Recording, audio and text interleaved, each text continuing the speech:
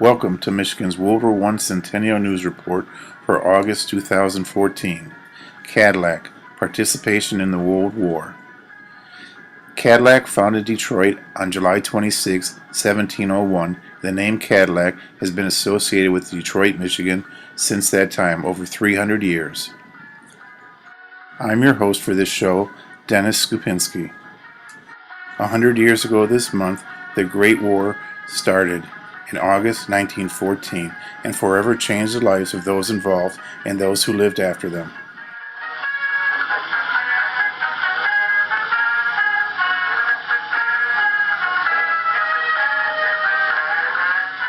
On August 1st, 1914, Germany declares war on Russia. Italy declares its neutrality. Germany and the Ottoman Empire sign a secret alliance.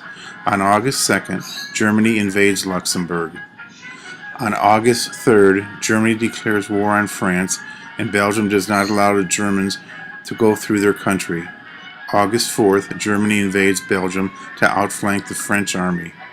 The United Kingdom declares war on Germany, and the United States declares neutrality.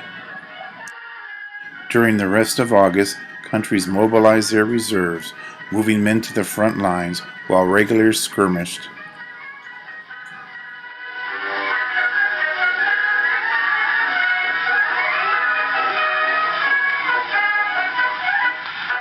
On August 1st, 2014, the Library of Michigan had a full day of programs highlighting how the First World War changed the lives of the people in the state of Michigan. It was titled "The Great War Changed the World, 100th Anniversary Symposium of the First World War," held in Lansing, Michigan at the Library of Michigan. Cadillac Participation in the World War from the Cadillac Motor Company, Detroit, Michigan, in recognition of the patriotic services and effort made by the men and women of the Cadillac Motor Car Company. During the First World War, over 7,000 people, men and women, worked for Cadillac Motor Companies, producing goods for the Allies: cars, tractors, and other equipment.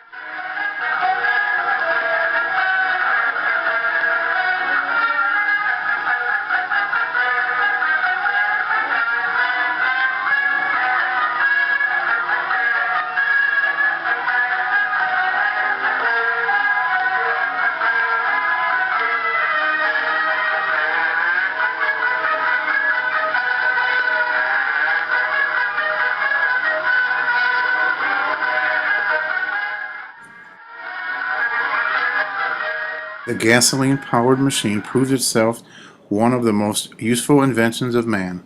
As a standard 7-passenger car of the Army, the Cadillac was called upon to represent in France America's ability to produce a fine motor car.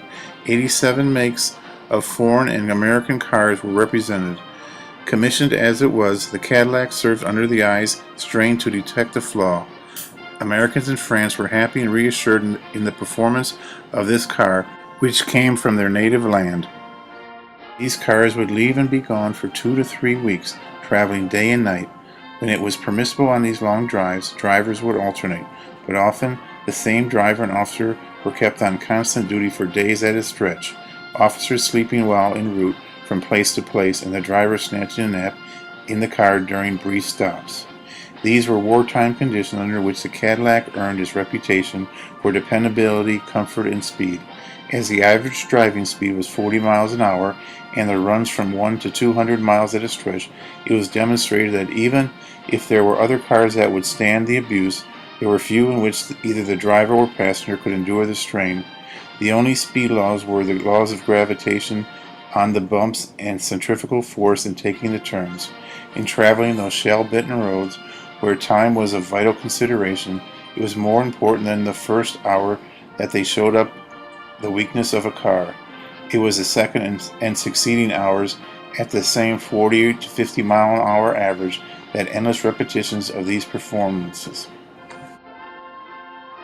Cadillacs operated in wartime conditions, which meant they drove on devastated roads with the absence of speed laws, and many times lives, ammunition, food, and supplies were frequently at stake.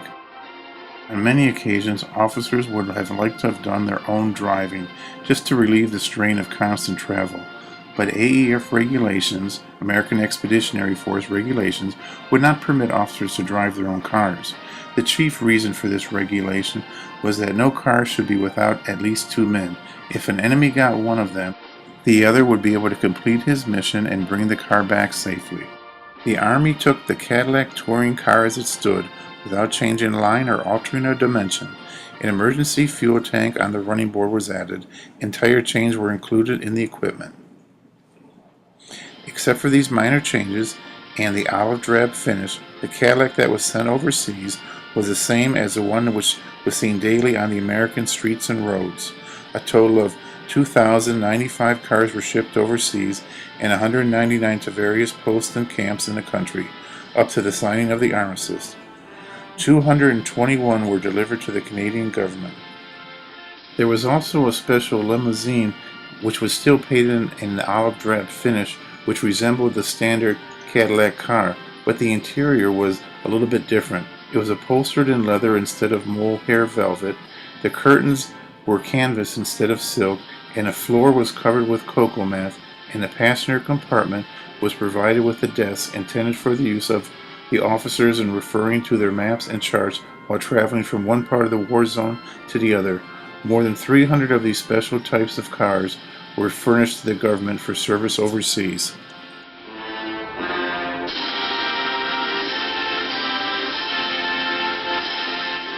While Cadillac was engaged in heavy duty overseas, her men at home were concerned with a multitude of new tasks. They found their benches equipped with more and different tools and appliances. They watched the rapid growth of facilities, installation of strange machines, and they met unfamiliar faces, older ones, and even women. Inexperienced help was being schooled in productive efficiency. Besides making automobiles for the Army, the government had given these men Liberty engines and the parts to make them, chassis for various military equipment, tools and gauges, tractor power plants, screws, and fixtures for aircraft, many other things to which they were not used to. The Liberty engine was conceived and created by the United States government. It was born in response to a crying need for a powerful, standardized airplane engine that could be produced quickly and in large quantities. Up to the signing of the armistice, 30,000 of these engines had been produced by various automotive concerns in the United States. It was created through the combined efforts of the foremost representatives of America's automotive industry at a time when the supremacy in the air was actually in question.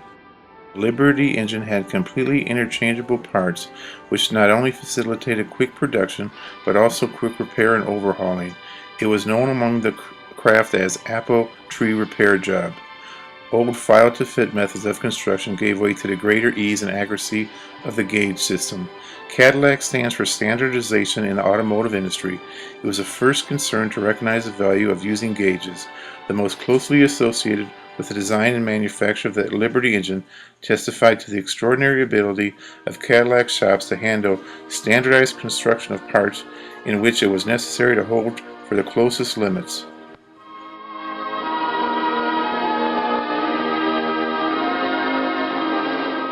Besides the Cadillac touring car and the Liberty engine, Cadillac also produced a 2.5-ton artillery tractor. They made over 1,157 of these. Another product Cadillac produced was a searchlight chassis for the giant searchlight and also the truck that pulled it. Cadillac also produced a balloon winch, which was used to raise and lower observation balloons on the Western Front. One safety feature Cadillac installed in its plants were electrically lighted bulletin boards, exposing the dangers of careless shop practices distributed throughout the plants to help ensure the safety of its employees.